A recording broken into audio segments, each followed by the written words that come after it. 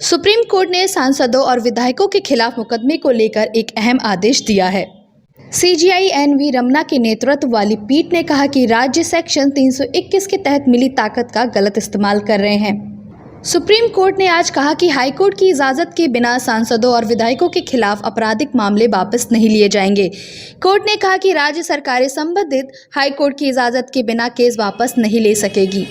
High court हाल ही में केरल के मामले में सुप्रीम कोर्ट के फैसले के आधार पर भी फैसला देंगे। कोर्ट ने यह भी कहा कि सभी हाईकोर्ट के रजिस्ट्रार जनरल अपने चीफ जस्टिस को सांसद और विधायकों के खिलाफ लंबित निपटारे की जानकारी दें। सीबीआई कोर्ट और अन्य कोर्ट सांसदों और विधायकों के खिलाफ लंबित मामलों की सुनवाई जारी रखें। सांसदों विधायकों के खिलाफ आपराधिक ट्रायल के जल्द निपटारे की निगरानी के लिए सुप्रीम कोर्ट स्पेशल बेंच का गठन करेगा।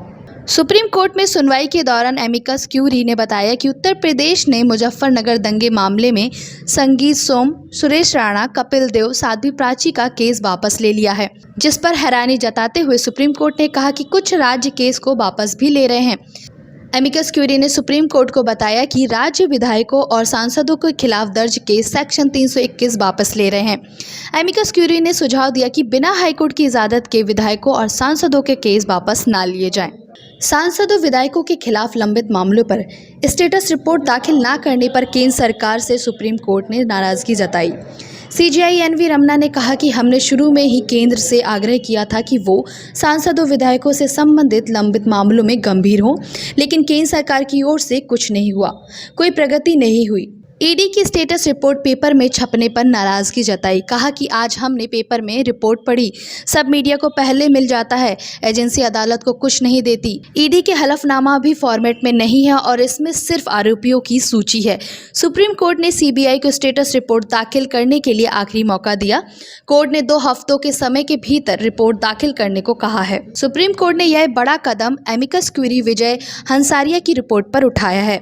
इसके मुताबिक यूपी सरकार मुजफ्फरनगर दंगों के आरोपी बीजेपी विधायकों के खिलाफ 76 मामले वापस लेना चाहती है। कर्नाटक सरकार विधायकों के खिलाफ 61 मामलों को वापस लेना चाहती है। उत्तराखंड और महाराष्ट्र सरकार भी इसी तरह केस वापस लेना चाहती है। सीबीआई की तरफ से एसजी तुषार मेहता ने कहा कि सीबीआई ने इस मामले में अभी स्टेटस रिपोर्ट दाखिल नहीं की है, कुछ समय चाहिए रिपोर्ट दाखिल करने के लिए। एसजी तुषार मेहता ने कोर्ट से फॉर्मेट के हिसाब से स्टेटस रिपोर्ट दाखिल करने के लिए समय मांगा। सीजेआई ने कहा है कि एक स्पेशल बैच का गठन करना होगा जो इन मामलों की निगरानी करेगी। तुषार मेहता ने कहा है कि वो भरोसा दिलाते हैं कि केंद्र सरकार इसके लिए पूरी तरह प्रतिबद्ध है। जल्द ही सही तरीके से स्टेटस रिपोर्ट जारी की जाएगी। वकील कामिनी जायसवाल ने कहा कि अकेले गुजरात में 7000 अपील लंबित है। अदालती आदेश सिर्फ ट्रायल को लेकर है। सीजेआई ने कहा कि वो इन मुद्दों पर स्पष्टीकरण के लिए स्पेशल बैच का गठन करेंगे। फिलहाल इस खबर में सिर्फ इतना ही। ऐसी अन्य खबरों के लिए हमारे चैनल को लाइक एंड सब्सक्राइब करें। सूचना टीवी से पायल विश्वास की रिपोर्ट।